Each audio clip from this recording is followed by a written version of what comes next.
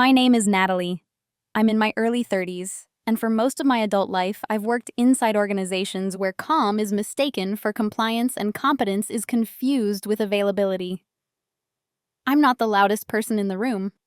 I don't dominate meetings. I don't have confidence. I've learned that when you move through the world like that, people project their own conclusions onto you.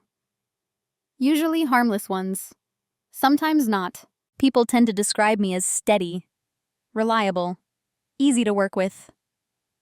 Those are compliments that sound generous until you realize they're also permissions. Permissions to overlook you, to joke at your expense, to assume you'll absorb discomfort quietly because you always have. I've been underestimated in ways that weren't dramatic enough to protest, but sharp enough to remember. This story isn't about revenge. It's not about public takedowns or explosive moments. It's about time. About what accumulates when disrespect is normalized and silence is misread.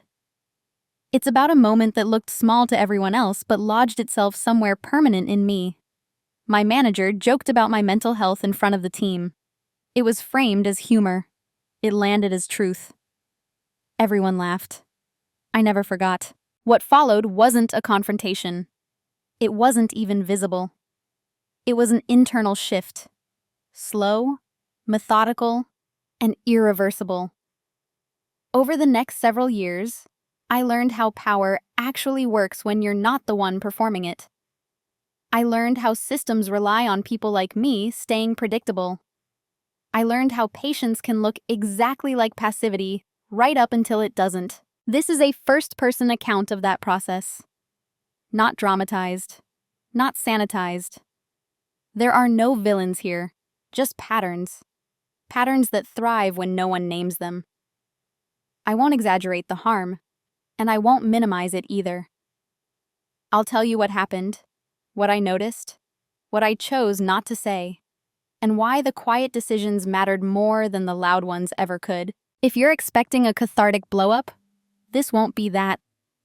If you're curious about how psychological reversals happen without anyone raising their voice, you might recognize something familiar. This is a story about restraint, documentation, and timing. About understanding leverage without announcing that you have it. I'm sharing this because these moments rarely get narrated from the inside, because many of us carry versions of them alone. And because silence, when chosen deliberately, can become a form of authorship over your own life. Before I go on, have you ever had a moment that everyone else forgot by the next day, but you carried with you for years? Before anything went wrong, I was useful in a way that made me disappear. At work, I was the person things quietly routed through. If a process broke, I fixed it. If a deadline was fuzzy, I clarified it. If a project was missing context, I filled in the gaps without making it obvious that gaps existed in the first place. People liked working with me because working with me felt smooth. There were no raised voices, no drama, no friction that could be traced back to me. In meetings, I sat slightly back from the table. Not physically distant, just not performative. I listened more than I spoke. And when I did speak, it was usually to summarize what everyone else had already circled around but hadn't landed on yet. That earned nods. Occasionally, a good point. Rarely credit. I didn't mind that. At least not at first. There's a comfort in being underestimated when you don't yet understand the cost. Being overlooked can feel like safety. No one scrutinizes you too closely. No one competes with you. No one feels threatened. To them, I was dependable background noise, the kind you only notice when it stops. My manager, Ethan, saw me the same way. Not with malice, with an assumption. He assumed I could handle more. Assumed I wouldn't push back. Assumed I'd absorb stress because I always had. In performance reviews, he called me low maintenance. He meant it as praise. What he really meant was that I didn't require emotional attention. In group settings, I was the quiet one, the one who didn't jump into office banter or escalate jokes. When conversations drifted towards sarcasm or light mockery, I smiled politely and stayed neutral. That neutrality became part of my image. People decided it meant I was unaffected. Or maybe that I didn't mind. What they didn't see was how closely I observed tone shifts. Who spoke over whom? Who got laughed with and who got laughed at? I noticed patterns long before I named them as such. I just didn't comment on them. There's a particular role women like me get assigned in workplaces like that. Not the star, not the problem, the stabilizer. The one who makes everyone else look better by comparison because she never asks for the spotlight. The one whose emotional range is assumed to be narrow because she keeps it private. I fulfilled that role well. When new hires joined, I onboarded them. When leadership needed context, I provided it without editorializing. When mistakes happened upstream, I quietly corrected downstream consequences so clients never saw the mess. Over time, my fingerprints were everywhere, but my name rarely was. That invisibility wasn't accidental. I cultivated it. I believed professionalism meant restraint, that competence should speak for itself. If you did good work consistently, recognition would eventually follow. I didn't yet understand that systems don't reward silence. They rely on it. To my coworkers, I was safe, predictable, not someone who would escalate a comment or question intent. If a joke landed awkwardly, I'd be the one to smooth it over with a small smile, a return to the agenda. That taught them something about me, whether they realized it or not. It taught them that I would hold the room steady at my own expense. Looking back, I can see how neatly I fit into the story they had written for me. Natalie doesn't get rattled. Natalie doesn't take things personally. Natalie will handle it. Natalie is fine. I was not fine, but I was contained, and containment reads as consent to people who benefit from it. At that stage, there was no singular offense I could point to. No dramatic injustice, just a series of micro-assumptions stacking quietly on top of each other. Each one is small enough to dismiss. Together, they built a version of me that existed only in their minds. And once a role like that solidifies, people feel entitled to test its limits. I didn't know it yet, but I was being positioned. Not consciously, culturally, as someone whose boundaries were flexible because they were never articulated out loud. That's who I was to them. Not weak, not insignificant, just invisible enough to be convenient. The first moment didn't arrive with drama. It never does. It happened during a weekly team meeting, the kind that blurs together after a while. Same room. The coffee is cooling too fast on the table. Same rhythm of updates that everyone half listened to while waiting for their turn to speak. I was there to report on a project I'd been coordinating for weeks. One that had quietly absorbed several last-minute changes without anyone above me noticing the strain. I gave my update calmly. I always did. I mentioned a revised timeline, explained the dependencies, and flagged a risk that could be mitigated if decisions were made early. It was concise, neutral, useful. Ethan leaned back in his chair and smiled, not at me, in the room. "Well," he said lightly, "Natalie's got everything tracked like a therapist's notes. I swear, if anyone ever needs a breakdown, she's got one ready." There was a beat of silence. Then laughter. Not cruel laughter, not explosive, just enough. The kind that spreads because it's easier to join than to question. Someone chuckled to my left. Someone else added, "Hey, at least someone's organized." As that softened it, I felt the heat rise in my face before I could stop it. Not because the joke was devastating, but because it landed sideways. Because it reframed my diligence as pathology. Because it touched something private without permission. Mental health wasn't a concept I joked about. I'd spent years managing anxiety quietly, responsibly, invisibly, like everything else. No one at work knew that. No one needed to. But the joke didn't need accuracy to do its work. It only needed plausibility. I smiled. Of course I did. A small one. Controlled. Enough to signal I wasn't offended. Enough to keep the meeting moving. That smile did more damage than the joke ever could. The conversation rolled on. The moment passed. By the time we stood up and gathered our laptops, it was already gone for everyone else. A throwaway comment. A bit of levity. For me, it stayed, not because it hurt deeply in isolation, but because it revealed something. It showed me how easily my composure could be repackaged into a punchline, how my attention to detail could be framed as instability, how my silence could be interpreted as permission. I replayed it later that night while washing dishes. Not obsessively, just once, enough to catalog it. Ethan hadn't looked at me when he said it. He'd looked at the room. The joke wasn't for me. It was about me. That distinction mattered. I told myself not to overthink it, that he probably meant it as praise, that humor in offices is clumsy and rarely malicious, that if I made a thing of it, I'd seem sensitive, difficult, exactly the opposite of the person I was known to be. So I did nothing. No email, no comment, no boundary.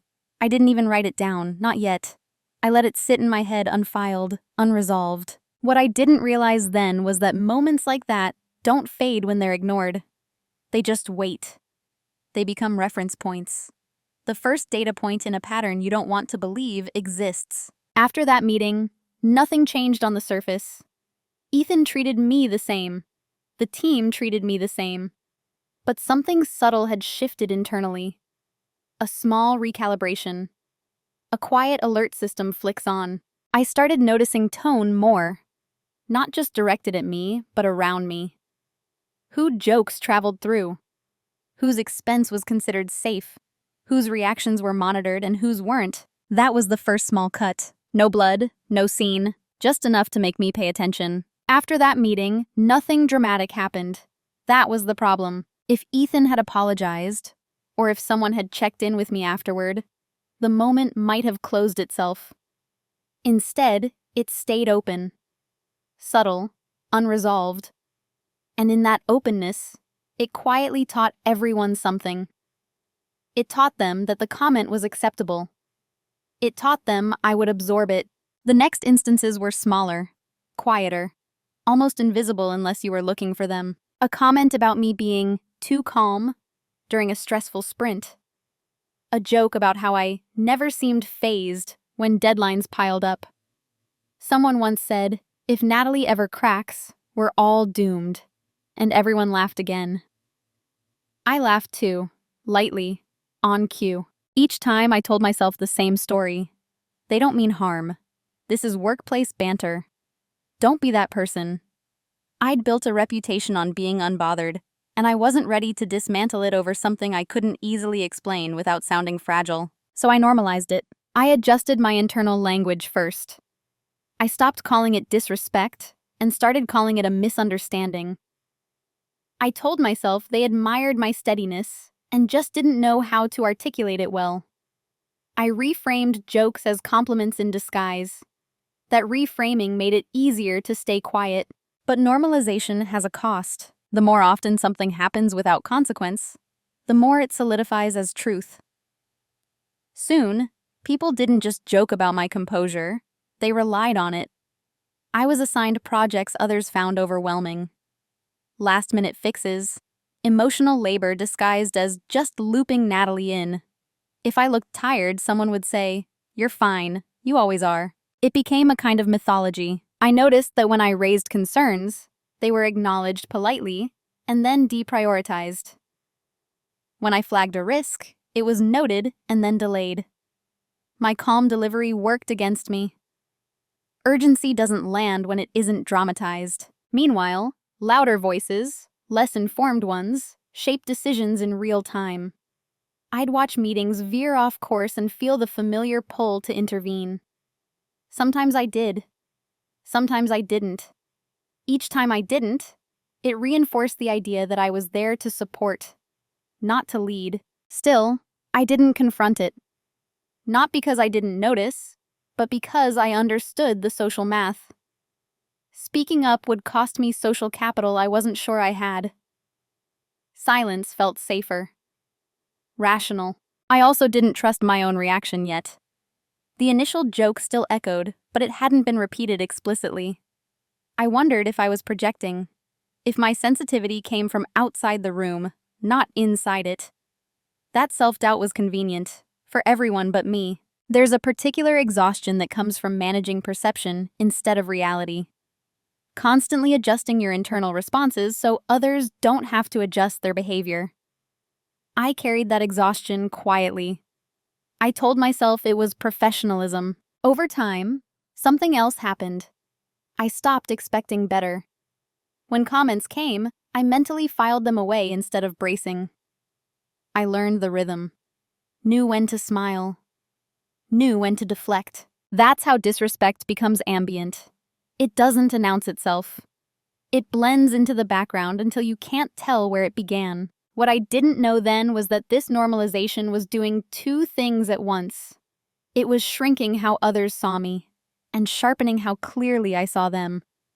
Patterns become obvious when you stop hoping they're temporary. I still wasn't angry. Not outwardly. I was observant, quietly alert, paying attention in a way that felt different from before. I hadn't decided to act yet, but I had stopped forgetting. There's a moment when you realize you're no longer being evaluated. You're being used.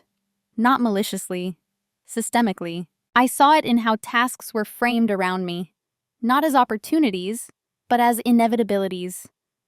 Natalie will handle it. Loop Natalie in, she'll figure it out. My name became shorthand for resolution, not authority. I wasn't consulted for decisions. I was brought in after decisions were made to make them workable. That was the role. Reliable, useful, invisible. In meetings, I noticed that when I spoke early, people listened politely. When I spoke late, they listened selectively. Timing mattered more than substance. I was allowed to contribute as long as I didn't redirect momentum. My value was operational, not directional. No one ever said this explicitly. Roles like mine don't need to be announced. They're reinforced through repetition, through who gets follow-up questions and who gets follow-up work, through who is credited and who is depended on. Ethan once told me, "You're such a stabilizing presence." He said it like a gift. I heard it like a ceiling. Stability, I learned, is only admired as long as it doesn't ask for change. I watched others grow. People with less context but more visibility moved into roles where their ideas were amplified. I trained some of them, wrote documentation they'd later reference as best practices. When they spoke with confidence using language I'd authored, it stung in a way I couldn't easily articulate. Still, I stayed quiet. Part of me believed that this was temporary, that consistency would eventually convert into recognition. Another part of me feared that speaking up would recast me as emotional or difficult, the very traits I'd been subtly associated with through jokes I never challenged. There was also a deeper truth I hadn't yet named. I was afraid of disrupting the equilibrium. When you're the one holding systems together, you're acutely aware of how fragile they are. Causing friction feels irresponsible. Selfish. So I accepted the role. I became the person who anticipated needs before they were voiced, who preemptively fixed issues so no one else had to, who absorbed stress without externalizing it. In doing so, I made myself indispensable and easily overlooked. The irony is that invisibility often masquerades as autonomy. I had flexibility, trust, access. No one micromanaged me. That freedom felt like respect until I realized it was also insulation. I was insulated from growth, from advocacy, from being seen as someone whose trajectory needed intention. The jokes never escalated. They didn't need to. Their work was already done. My emotional boundaries were assumed to be non-existent. My reactions were pre-written. And then something subtle happened. I stopped internalizing the role. I began to see it as something imposed rather than chosen. That distinction changed how I held it. I was still performing the same tasks, but I was no longer emotionally invested in the narrative around them. I watched how quickly people noticed when I fixed something, and how slowly they noticed when I didn't. I observed who followed up and who didn't, who asked questions and who assumed answers.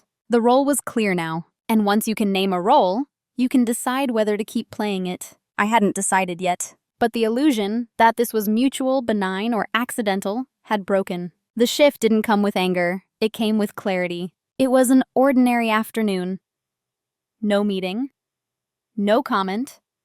Just me at my desk, reviewing a thread that had spiraled without my input. A decision had been made quickly, loudly, and incorrectly. I could see the fallout before it happened. I always could. My fingers hovered over the keyboard, ready to intervene, to correct, to stabilize. And then I stopped, not out of spite, out of curiosity. I asked myself a question I'd never allowed myself before. What happens if I don't fix this? Not catastrophically, not dramatically, just enough to let consequences follow their original trajectory. That pause lasted maybe 10 seconds. It felt longer. In that moment, I understood something fundamental. My silence up until then hadn't been neutral. It had been reactive. I was responding to needs as they arose, smoothing over disruptions as a reflex. What I was considering now was different. It was intentional. I didn't send the message. Instead, I opened my notebook, the black leather one I kept tucked in my bag. I'd used it before for ideas, for tracking progress, for personal reflections. That day, I used it differently. I wrote down the decision that had been made, who made it, what information was missing, and what I predicted would happen next. It wasn't vindictive. It was precise. The issue unfolded exactly as expected. A minor delay. A confused client. A rushed internal fix that required more resources than if it had been handled correctly the first time. I was looped in later, of course. I fixed it then. Calmly. Efficiently. No one connected it back to the earlier moment when my input would have prevented it. That was the point. I felt something settle in me. Not satisfied. Alignment. For the first time, I wasn't measuring my value by how quickly I could repair someone else's oversight. I was observing the system as it was, not as I wished it to be. That afternoon, I realized I'd been operating under an unspoken contract. I will protect you from the consequences of not listening to me. No one had asked me to sign it. I'd volunteered. And contracts can be renegotiated. I didn't become colder. I didn't disengage. I became selective.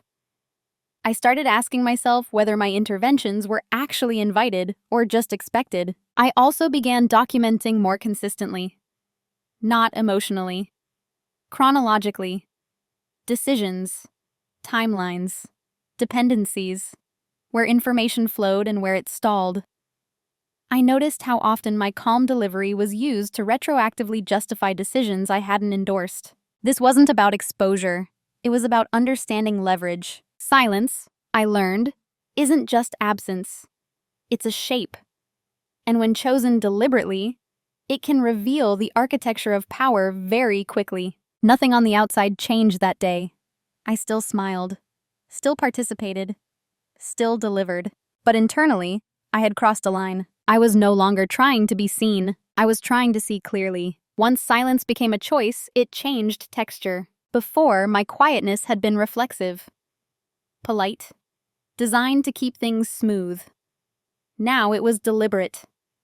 Measured. I spoke when clarity was needed, not when comfort was expected. The difference was subtle enough that no one named it. They just felt it. I stopped volunteering information preemptively. Not critical information, just the kind that rescued people from their own lack of preparation. If someone asked a vague question, I answered it precisely, without filling in the gaps they hadn't thought to consider. If a meeting drifted toward assumption, I let it. People interpreted this shift exactly as you'd expect. They assumed I was tired, overworked, distracted, still harmless. Silence, when chosen, is often misread as weakness by people accustomed to being carried. I noticed Ethan growing slightly impatient. He'd ask, "Natalie, any thoughts?" Later in discussions than before. As an afterthought. When momentum was already set. When my input could decorate a decision but not shape it. Sometimes I spoke. Sometimes I didn't. When I did speak, I was careful. I didn't over-explain. I didn't soften my points with humor. I stated facts and implications. I watched who leaned in and who checked out. Attention patterns are data. I also noticed how much people relied on my tone to regulate their own comfort. When I stopped cushioning statements with reassurance, others became uneasy. They filled the silence with jokes, with justifications. with nervous elaboration. That was new. I began to understand that my calm had functioned as emotional infrastructure. Removing it, even partially, revealed instability elsewhere. Still, no one confronted me. No one asked if something was wrong. The assumption held: Natalie doesn't need checking in on. Natalie is fine. I let that assumption stand. Behind the scenes, I continued documenting. Quietly. Methodically. I tracked when decisions bypassed the established process. When risk was acknowledged verbally but ignored structurally. When accountability blurred upward. This wasn't a dossier. It was a map. I also started declining certain requests. Politely. With reason. Not defensively. Just enough to introduce friction where none had existed before. Each "I don't have capacity for that this week" landed heavier than I expected. People adjusted, reluctantly. Silence doesn't announce itself, but it changes dynamics. It forces others to sit with their own responsibility. At no point did I feel triumphant. If anything, I felt detached, observant, like I'd stepped slightly to the side of a current I'd been swimming in for years. The jokes stopped. Not because someone decided they were inappropriate, but because my reaction no longer anchored them. Humor needs feedback. Without it, it withers. No one noticed that shift consciously. I did. And in that space, where silence was no longer automatic, I started to see what they never did. What they never noticed was how much I learned by stepping back. When you stop performing reassurance, people reveal their habits, their blind spots, their shortcuts. I saw how often decisions were made based on confidence rather than accuracy. How timelines were approved without understanding dependencies. How responsibility floated upward only when success was guaranteed, and downward when it wasn't. I was no longer in the center of the machinery. I was watching it from just far enough away to see how it actually worked. I noticed who documented things and who relied on memory. Who followed the process and who bypassed it because they could. Who spoke decisively in meetings and then quietly reversed themselves in private messages. Patterns like that are invisible when you're busy smoothing them over. I began organizing my notes differently. Not emotionally, structurally. Dates, names, decisions, outcomes. I didn't annotate with judgment. I let reality speak for itself. Most people assume documentation is bureaucratic, defensive. What it really is power that doesn't need to raise its voice. I also noticed how often my work was referenced indirectly. We've always done it this way. The process already accounts for that. Those processes were mine. Authored by me. Maintained by me. But no one remembered that. Ownership had blurred into infrastructure. That invisibility became leverage. Because when you understand how indispensable systems are, and how few people actually understand them, you realize that visibility isn't the same thing as control. I quietly updated the documentation. Clarified ownership. Tightened language. Removed ambiguity. Not to trap anyone, but to make accountability legible. Every change was clean, defensible, aligned with best practice. No one objected. No one paid attention. I also started building relationships laterally. Not networking in the performative sense. Just paying attention to who respected precision. Who asked real questions. Who followed through. I learned where trust actually lived in the organization, and where it was just implied. They never noticed any of this. They still saw the same Natalie. Calm, efficient, unbothered. What they didn't see was that I was no longer reacting. I was preparing. Not for revenge. For exit options. For autonomy. For a future that didn't depend on being underestimated. The most dangerous assumption people made was that my silence meant I was static. That was because I wasn't visibly pushing. I wasn't moving. I was, just not where they were looking. The reveal didn't come as a shock. It came as confirmation. By then, I had months of notes. No complaints. Not interpretations. Just sequences. Decision, action, outcome. Over and over. When you lay patterns side by side, they stop feeling personal. They become structural. One evening, long after most of the office had gone quiet, I stayed behind to finish documenting a process update. The building was nearly empty, the kind of quiet that makes keyboards sound louder than they are. I remember pausing, rereading what I'd written, and realizing something I hadn't let myself say out loud yet. A significant portion of our operational stability depended on systems I had built and maintained. Systems no one else fully understood, not because I'd hidden them, but because no one had ever bothered to learn them. That realization landed with weight, not excitement. There was no surge of triumph, just a steady, grounding clarity. This wasn't ego, it was math. I traced workflows backward. If I stepped away from certain touch points, what would break first? Not catastrophically. Subtly. Delays. Confusion. Misalignment. The kind that erodes trust over time. I also reviewed how credit moved. Who presented outcomes versus who engineered them. How narratives were shaped after the fact. My name was rarely in those stories, but my work was everywhere. That night, I understood my leverage for the first time. Not as a threat, but as an option. Leverage doesn't demand action. It offers choice. I didn't feel angry about the joke anymore. Or the laughter. Those moments had done their work already. They'd pushed me into seeing clearly. Into understanding that respect in that environment wasn't something you earned by endurance. It was something you enforced by structure. I closed my notebook and packed my bag. I didn't stay late often, but that night felt important. Like closing a chapter internally. On the way home, I thought about all the times I'd minimized my own awareness. All the times I'd told myself it wasn't that deep. That I was reading too much into things. I wasn't. The reveal wasn't that I was undervalued. I'd known that. The reveal was that I no longer needed to argue for value. I just needed to decide how and where I wanted to apply it. Once you see your leverage, you can't unsee it. The question isn't whether to use it. It's how. I gave myself time. Not days. Weeks. I didn't rush into action because nothing was on fire yet.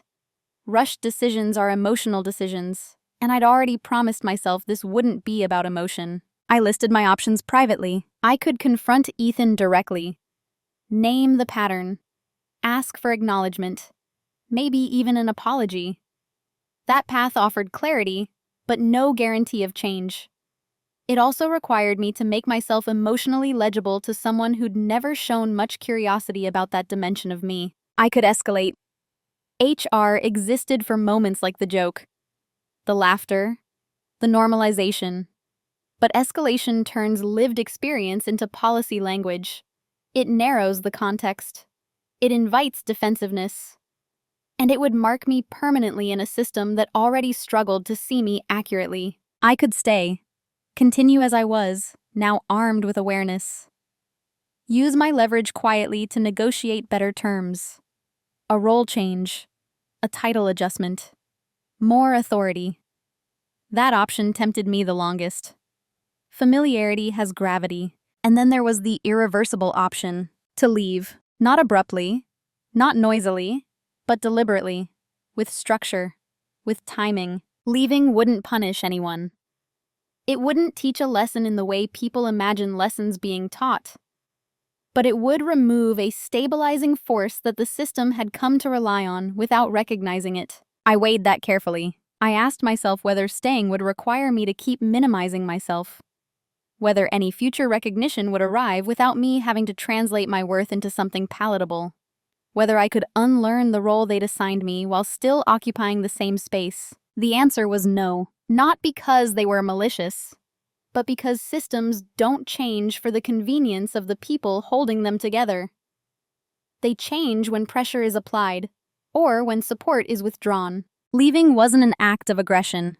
It was alignment. Once I named that internally, everything settled. The noise quieted. I stopped replaying conversations, stopped wondering how things could have gone differently. The decision was made long before anyone else sensed it. I didn't tell anyone yet. There was nothing to announce. I simply began preparing the ground. When you choose the irreversible option, you don't look for validation. You look for precision. Once the decision was made, I became very quiet, not withdrawn, Not disengaged, just precise. I didn't change my performance. I changed my timeline. I reviewed my contracts. Not with suspicion, just clarity. Notice periods, knowledge transfer expectations, non-competes. Everything was clean. I made sure my actions would be unassailable. I updated the documentation thoroughly. More thoroughly than ever. Not to make myself replaceable, but to ensure that when I left, there would be no ambiguity about what existed and what didn't. People often confuse documentation with redundancy. They're not the same. I also began conversations outside the company. Not desperate ones, measured ones. I spoke to former colleagues, industry contacts, people who'd seen my work without filtering it through office dynamics. I didn't oversell. I didn't vent. I described what I'd built and how I'd built it. Those conversations felt different, grounded, accurate. Inside the office, nothing looked unusual. I still attended meetings, still met deadlines, still helped where help was explicitly requested. I simply stopped compensating for others' lack of preparation. Small delays appeared, minor miscommunications, nothing alarming, just enough to register as friction. Ethan noticed first. He asked if everything was okay. I said yes, it was the truth. Because for the first time in years, everything was. Silence can be disarming when it's no longer performative. People expect emotional signals. When they don't arrive, they fill the gap with their own interpretations. I let them. I didn't hint. I didn't warn. I didn't position myself as irreplaceable. I let the system reveal its dependencies naturally. When I accepted a new offer, quietly, gratefully, I didn't feel triumphant. I felt resolved.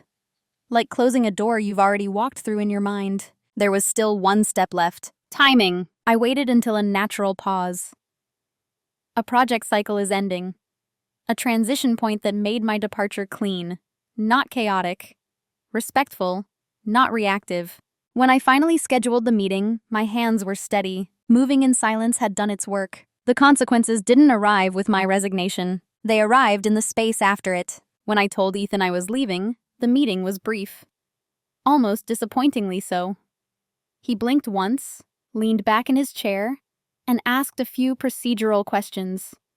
Timeline, transition, whether I'd already accepted something else. I answered calmly, clearly, no emotional subtext, no long explanations. He nodded, thanked me for being transparent, and said we'd connect again closer to my end date. That was it. No reflection, no curiosity, no backward glance. At first, that stung more than I expected.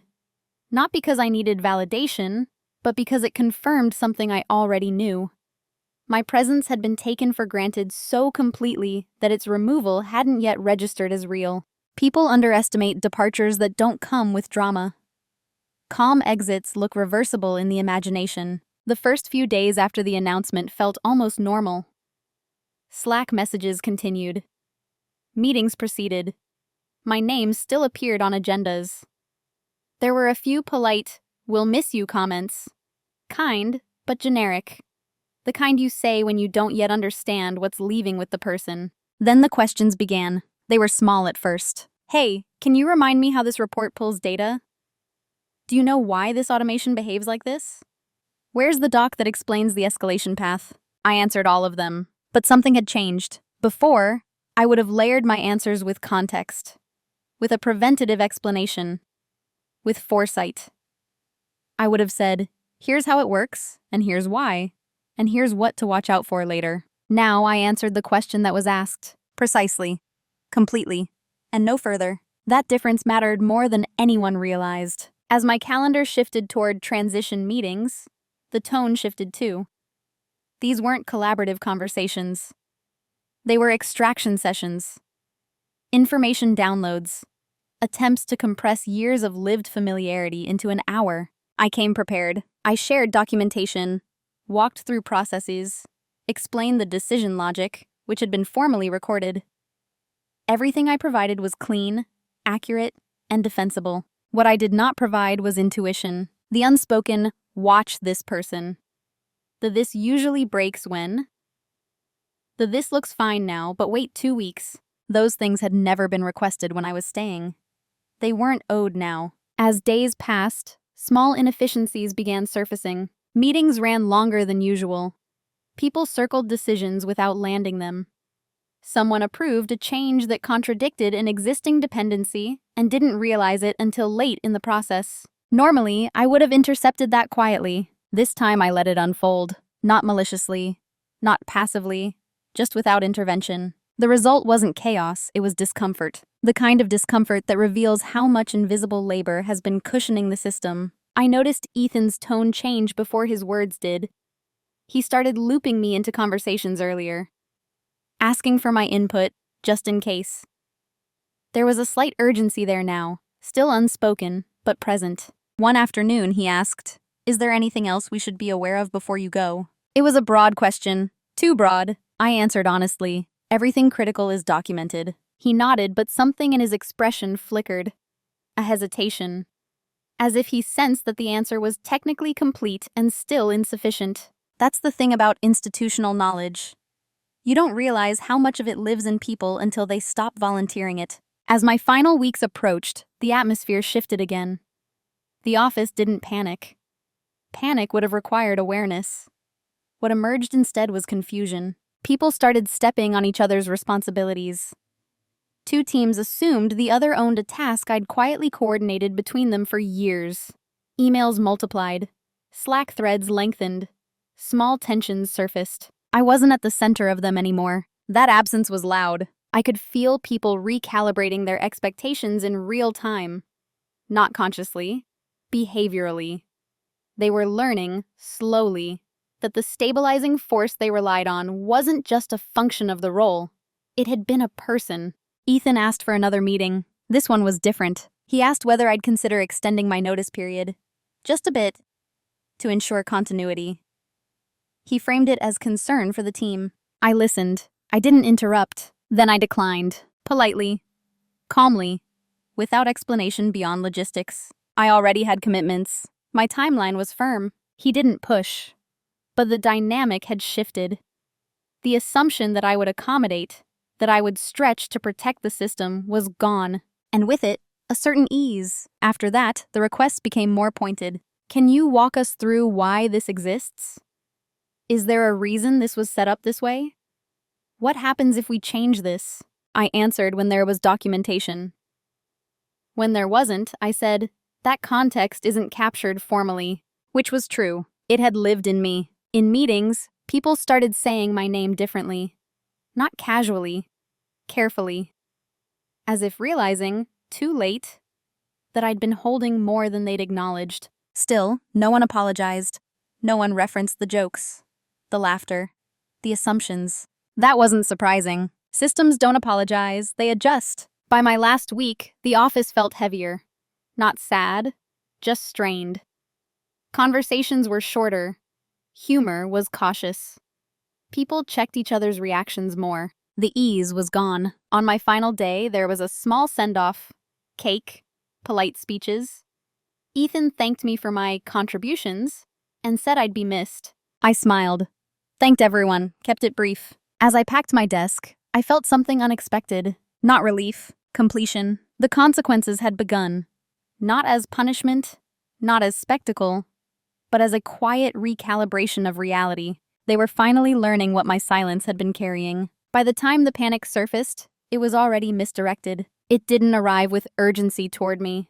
It caused confusion among them. I was gone from the building, but not yet gone from the system.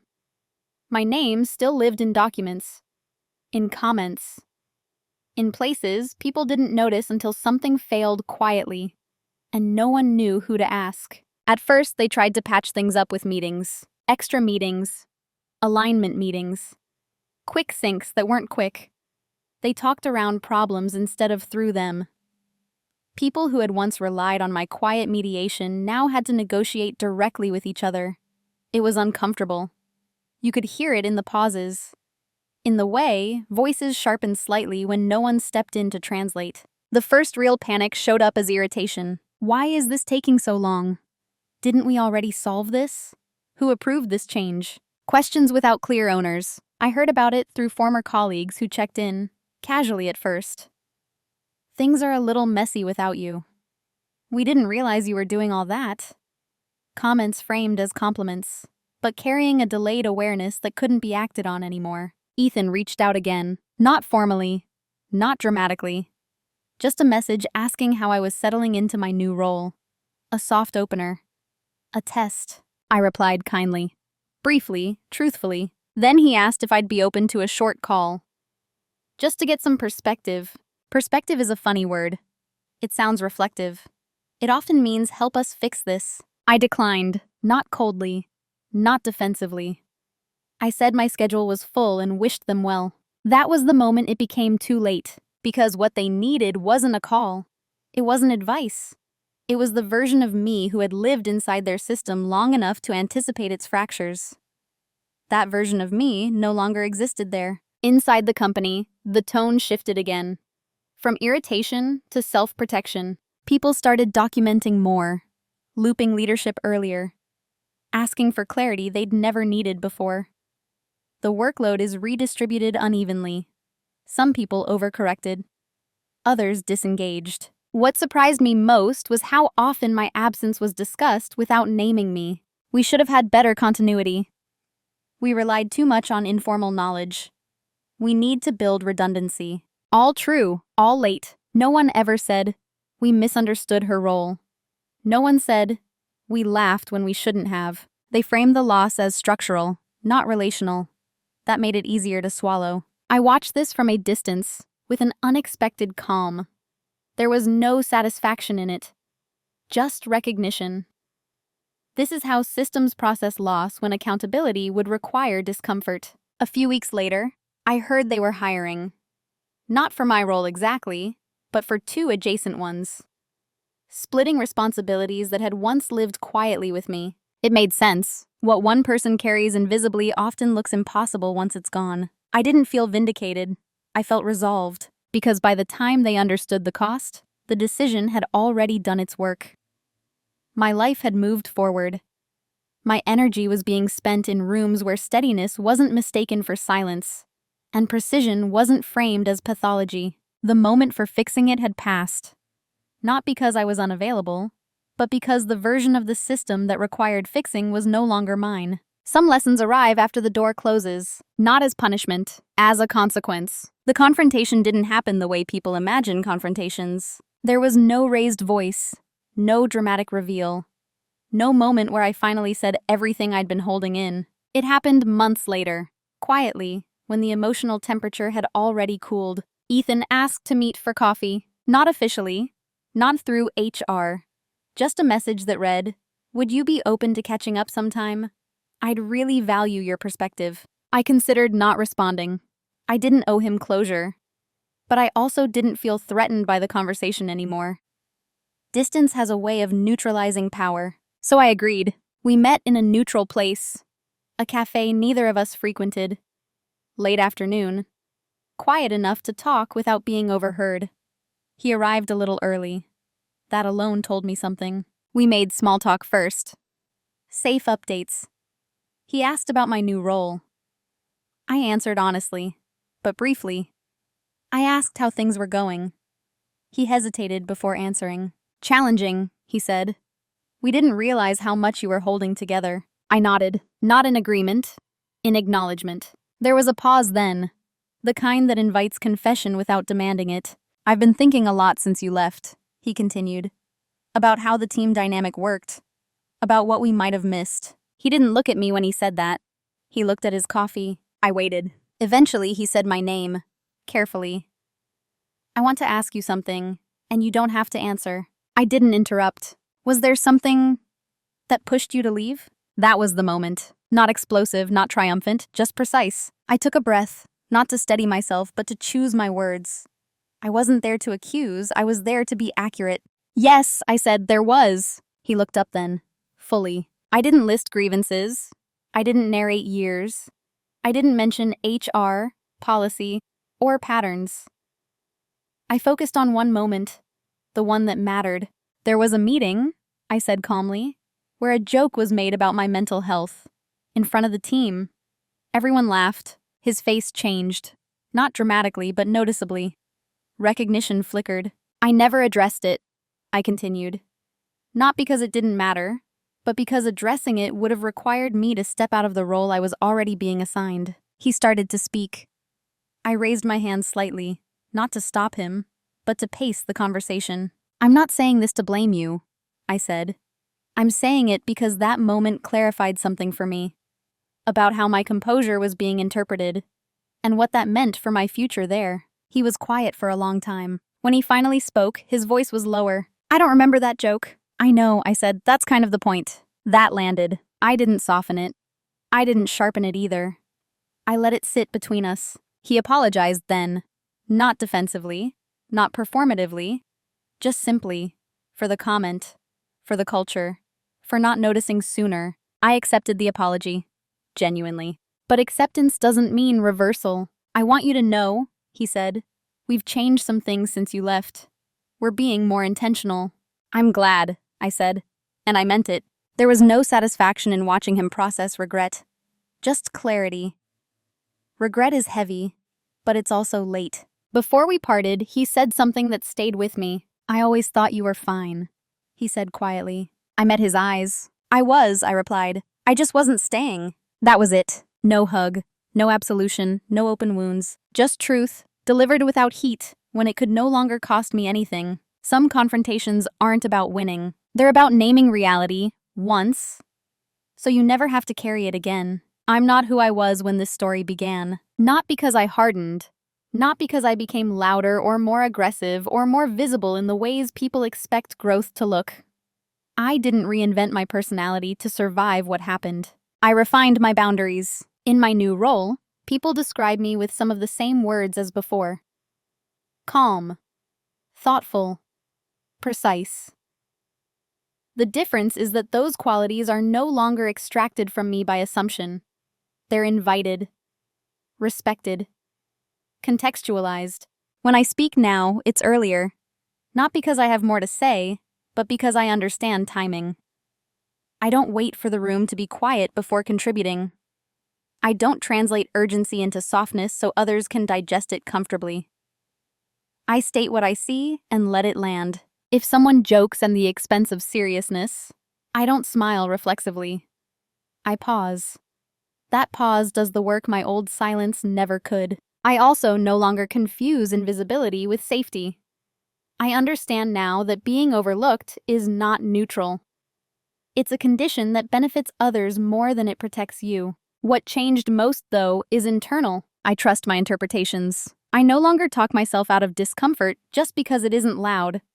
I don't require repetition to validate impact. One moment can be enough to justify attention. Enough to justify change. I still document, still observe, still move carefully.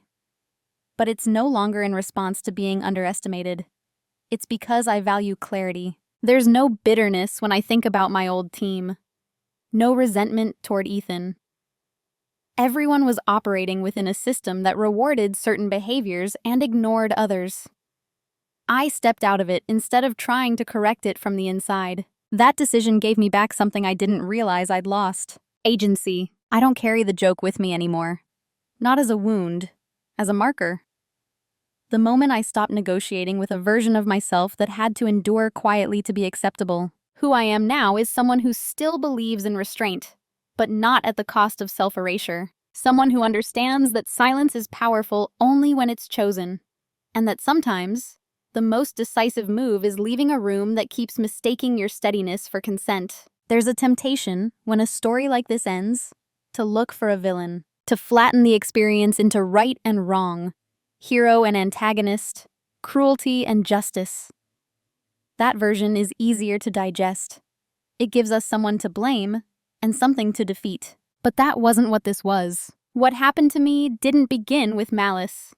It began with an assumption, with the quiet agreement that composure equals resilience, that silence equals consent, that if someone doesn't object, they must be unaffected. That's a dangerous misunderstanding. The truth is, many systems are held together by people who are least protected by them, people who absorb friction quietly. Who corrects errors without spectacles? Who regulates emotional temperature so others can operate comfortably? Their work disappears into the structure. Their presence becomes background until it's gone. The moral of this story isn't to make jokes, though that matters. It isn't safe to speak up immediately, because that isn't always safe or strategic. And it isn't wait until you break, because breaking isn't a prerequisite for change. The moral is this: pay attention to what silence is carrying, in yourself and in others. If you are the quiet one, your calm does not obligate you to endure. You are allowed to choose when silence serves you and when it costs too much. Leaving is not failure when staying requires self-erasure. And if you are the one who benefits from someone else's steadiness, ask yourself why. Ask whether you've mistaken reliability for limitless capacity. Ask whether the people who make things work are also the ones being overlooked when it comes time to acknowledge impact. No one in this story lost their job. No one was humiliated. No dramatic justice was delivered. And yet something irreversible happened. A system recalibrated. A boundary became real. A life moved forward. Sometimes accountability doesn't arrive as punishment. It arrives as an absence. If you've ever carried a moment everyone else forgot, something small, dismissed, laughed off, what did it teach you about the room you were in? I'd really like to hear your story.